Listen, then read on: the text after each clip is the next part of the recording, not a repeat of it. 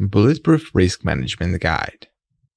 I definitely think that most traders that just start to trade really don't pay a lot of attention to the risk profile. And what I learned from the past 10 and more years of experience in trading is that my only goal as a trader is to manage the risk of my portfolio. And that's all, because generating ideas is the simple part. We have a lot of indicators that help you to enter the trade and give you the clues like where to buy and where to sell. But overall, even if you have the best system in the world, but you're not paying attention on the small details like the risk management, you are going to fail as a trader. And let me give you just a quick example. On these two tables, we have on the left side amount of a capital loss. That means if we lose a 10% in one trade, for example, we are going to see on the right part how much percent we need to make to get back to just break even. So if we lose 10%, we must make 11.11% to get to break even. So definitely 11.11% is not that high number, and you can recover from that. But if you go higher, like 20%, you will need to make a 25% back just to get to the break even. Making 25% is not that easy job, especially if you're new to trading. And when we go higher, like a 30 or 40%, let's say 40% we lose in 1 month time, we will need to make 66.66% to get to the break even. It's going to be hard to make that kind of a return in just a month period of time. It's fine if you know what you're doing and if you are successful right now, but most people, when they start to trade, they really don't pay attention of their overall risk. That's why I really think that it's much better to pay attention on the risk right from the start. And most traders will blow at least one trading account in their life. And I don't want that part to happen to you.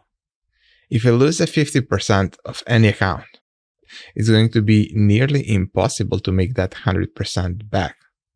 I don't say you cannot make the 100%. You can, but there is going to be a lot of pressure coming from your mind. So let's imagine a scenario. We lost a 50% 1 month, and we made a 20% back the next month. That sounds great, but in your head, you will start having a problem because you know that 20% is not nearly enough. And we know that there is a long way to reach that 100%.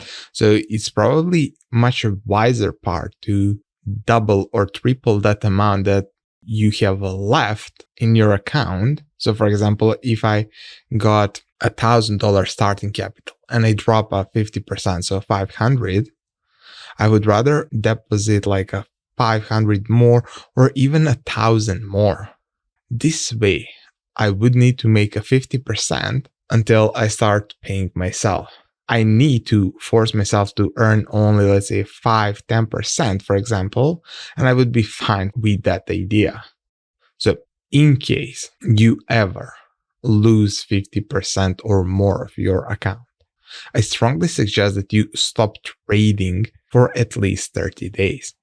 This way, you will stop yourself from making a bad mistakes and trying to force yourself to trade and trade and trade. I want you to go back to the video education, watch all the videos, go to a demo account for at least 30 days. And only when you see that everything is working for you there, you can get back to your real account. But I don't want you to blow that entire account right away. We want to add a few things in our risk management guide.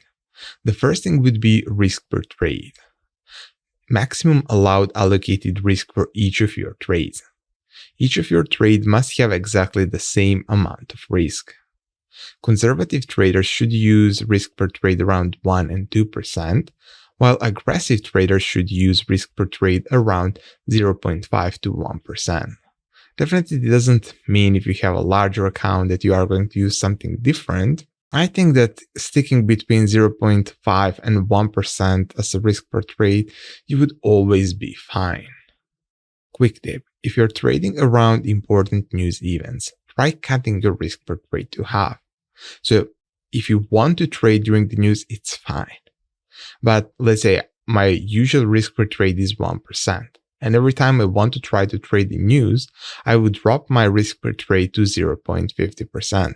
This way, I know even if something really strong happens and my broker don't want to close my order for any reason at my stop loss, I'm not going to lose that much. Also, what I strongly recommend is that you don't try, let's say, 1% on one trade, then move to 2%, 3, 4, 5, and play around that. Your goal is always to have the same exact amount of the risk allocated for all of your trades. Only if you see the news and you really want to trade the news, just cut that to half and that's all. Risk per day. Maximum allowed drop down for one trading day. We must define when we want to step away from trading and relax a little bit before a new trading day. Conservative traders should use risk per day around 2 to 3%, while aggressive traders should use the risk per day around 1.5 to 2%. Now, risk per day is just for you to give yourself a room of how much money you can spend today in case everything goes wrong. Of course, we don't want to have that idea that we want to allow ourselves to do something wrong, but I want myself personally to prevent from over trading.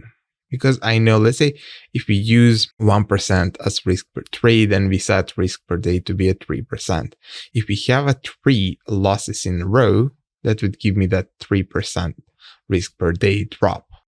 Now, at that point, I will start trying to find the setups that are really not there, just to recover and say, okay, I didn't end the day in a red.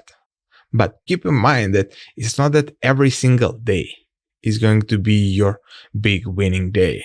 Every single trader, even the best trading algos in the world, have that losing day. So we must be fine with that.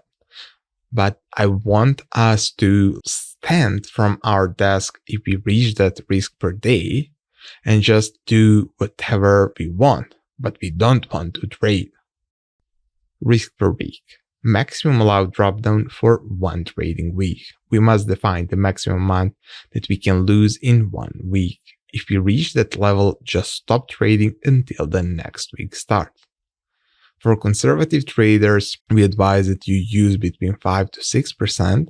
And for aggressive traders, you should use that risk per week around 3 to 5%. So it's same as risk per day.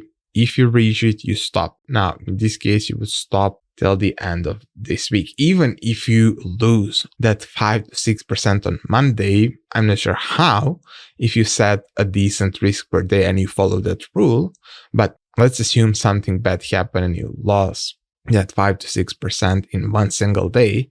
Stop trading till the next week. Relax, do whatever you want. Just don't trade. The next thing that we need to set up would be a risk per month.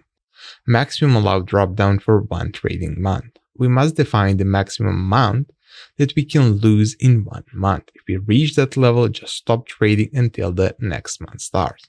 Conservative traders should use the risk per month around 10 to 15%, and aggressive traders should use risk per month around 8 to 10%. So, like we've seen on that chart, how much money we would need if we lose 10%, we would need to make 11.11%. And I'm fine. And I know that's more than possible and easily achievable. So I want my risk per month to be in that range. So try to stick to top 15%. Quick tip: never try to trade if you reach one of the levels of risk per day, risk per week, risk per month. Step away from trading, go do something else and get back to learning. Total open trades. We must define a maximum allowed number of open trades at any time. Day traders should use total open trades around 3 to 5 trades. Swing traders should use total amount of trades around 6 to 8. Only if you're aiming to hold position for longer period of time can you put on slightly higher numbers such as 10 to 15, but risk per trade must be 0.3 to 0.50% tops. If you reach your total open trades number, don't try to open any new trades. I know that people want to have a lot of trades, and that's fine. But from my experience, I really don't think that you can pay attention on more than 8 trades at any given time. But if you are day trading, we know that we have a lot of news that will come up every single day. And if you have a lot of trades, let's say 15 trades as a day trader, and let's say we have the NFP that got a really strong number difference compared to what analysts expected, and we start seeing strong movements across all the markets, I'm not afraid that you will lose on all of your trades. I'm afraid that you cannot manage the trade quickly. Like you can manage 3 to 5 trades, but when we have like 15 trades or more and something strong happen, you want to know what happened. You need to react fast. And that's why I really want you to limit yourself to have between 3 to 5 trades if you're a day trading, and between 6 to 8 trades if you are swing trading. Moving your stop. Once you open a trade, your job is to find a spot to secure your stops. We should look to be moving our stop loss to break even once we reach a minimum 50% and ideally 70% of our position. This way, we are protecting our setups and allowing some free room in our portfolio. If you aim for 1 to 2 risk reward, moving the stop should be around 1 to 1.5. If you aim for 1 to 3 risk reward, moving your stop should be about 1 to 2. So you just want to protect yourself. This part happened to me a lot of times. Like price reach 90% of my take profit, but never get to that take profit, and then my stop was reached. And to prevent that, it's better to just move the stop loss to your entry point, so in case something bad happen, you're not going to lose money. Of course, that part is still bad since you're not making any money, but still it's much better for your portfolio compared to the idea of not doing anything. Partial closes. Taking partial profits on your trades can be a good and bad, right in the sense that you are going to earn more trades, but negative because you will lower the overall risk reward. If you're trading larger accounts on a high risk reward such as 1 to 3, you can look for a partial booking at 1 to 2. For traders of 1 to 2, book partially only at 1 to 1.5. If you are trading smaller accounts, I will skip this step since you are aiming for faster growth and this can limit that option.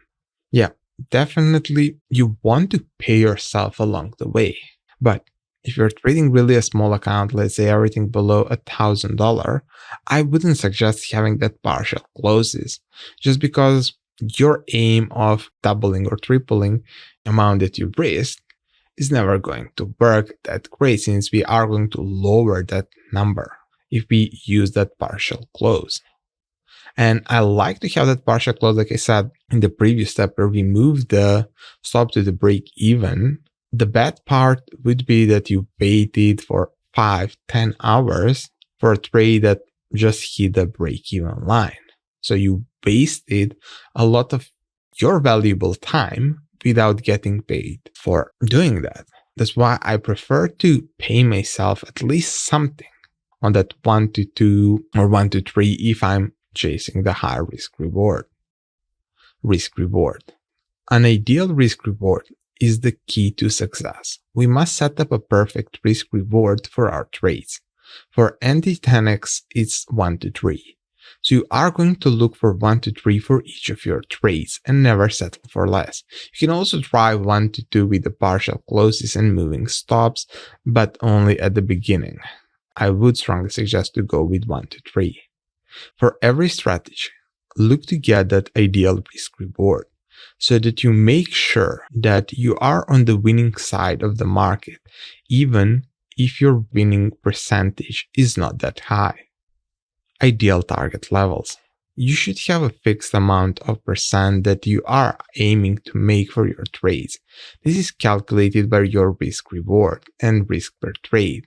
So if your strategy says that risk reward is 1 to 2 and your risk per trade is 1%, then your ideal target level should be 2%. If you reach that level and for some reason you don't have a take profit, then just close the trade. Getting rich overnight won't happen, so we must look to book our profits and look for more trades. End of the day close. Day trading refers to a quick trading style where traders open and close trades within a few hours. If you want to have a decent amount of profitability, you must learn to stop trading and never hold your trades overnight. You should try close all of trades at the end of each day or before you go to sleep. There is no need for you to have an open trade when you can't control the outcome. Waking up 3 to 5 times per night will just make things more uncertain. End of week close. Similar to end of a day, we should take into account for swing trades the end of a week. At the end of each week, late Friday, you should look to close your open trades. A lot of things can happen during the weekend, and you don't want to make your good portfolio suffer because something happened when you weren't around. An alternate action would be to scale down your setups and move stops to break even.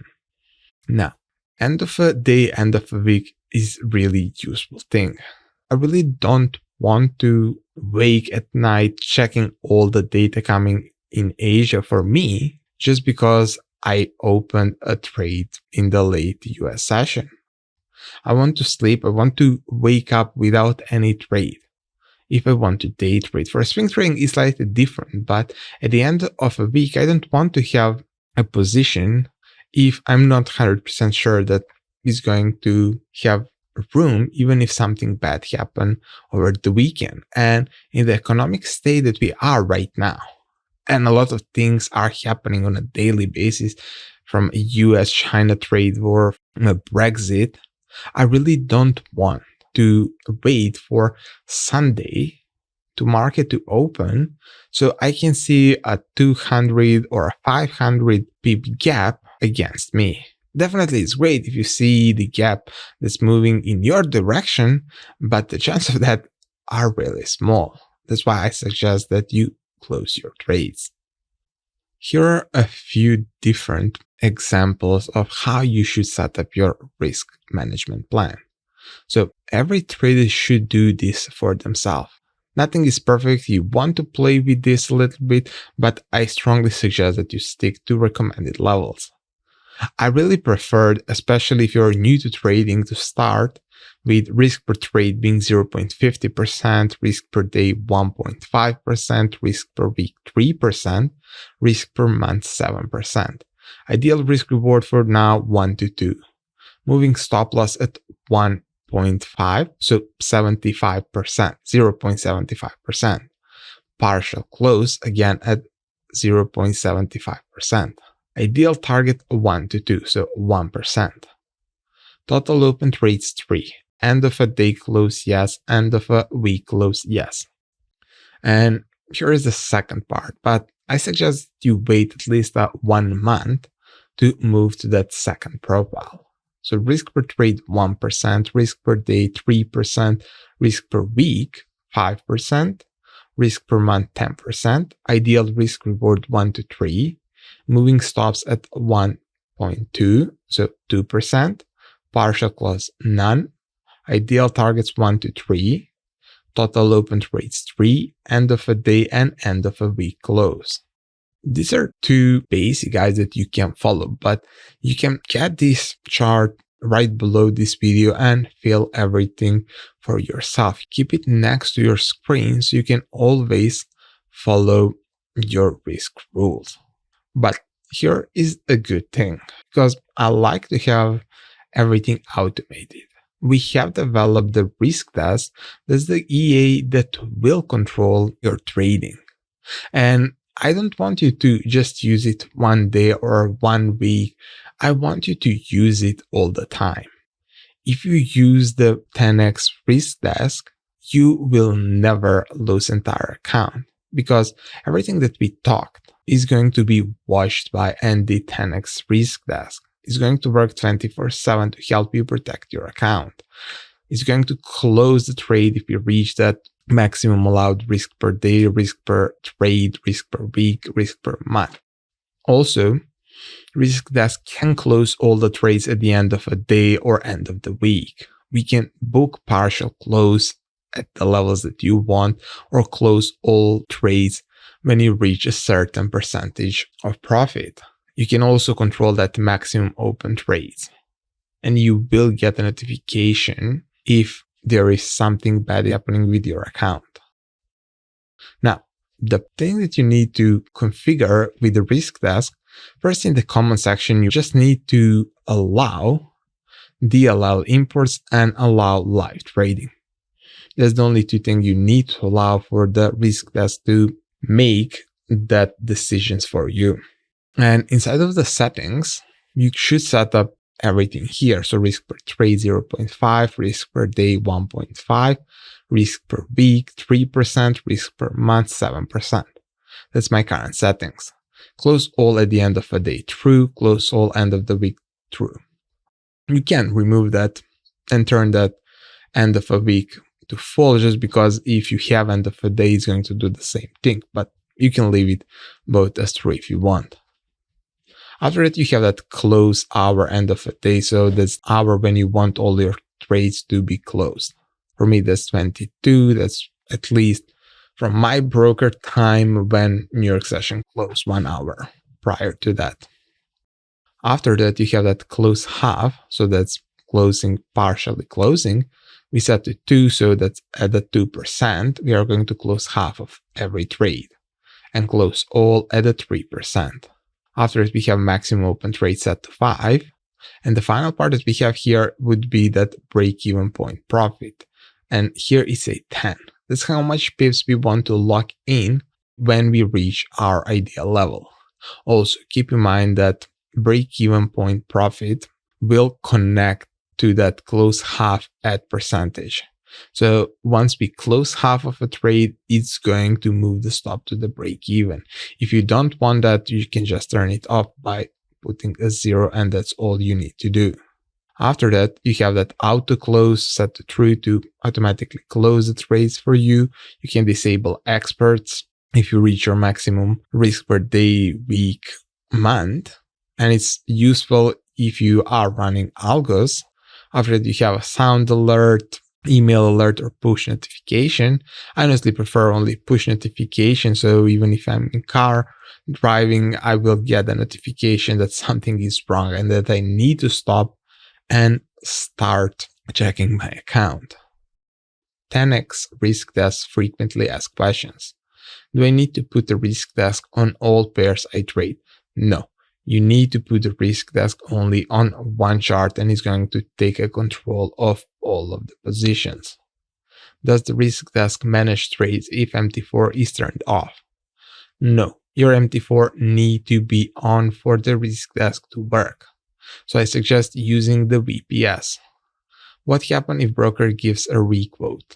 Our risk desk is smart enough, and if your broker give you a requote, it's going to try again and try again. You have a slippage option that will tell the risk desk how many points are going to be fine. But even if your broker is turned off for a while, if risk desk detect that everything is working and that your broker is giving a permission to trade again, it's going to close all the trades that are in loss or in profit, depend what the risk desk job is at that point. Can I adjust my settings? Yes, you can adjust settings the way you want. Does the risk desk set up targets and stops for me? No. Risk desk won't set up the target and the stop for you. But in case you forget to put your stop loss, when your trade reach that maximum allowed risk per trade, risk desk will close the trade. So it's not setting the stop loss for you, but in case you reach that maximum allowed risk per trade, is going to close the trade. The same goes for the profit. Once you get that ideal profit 1 to 3, is going to close the trade, but you won't see the levels anywhere. That's all for this video. I hope you now understand a little bit more why I really want you to master your risk. And with our risk task, I think this part is really easy and it's not going to be that difficult for you to control.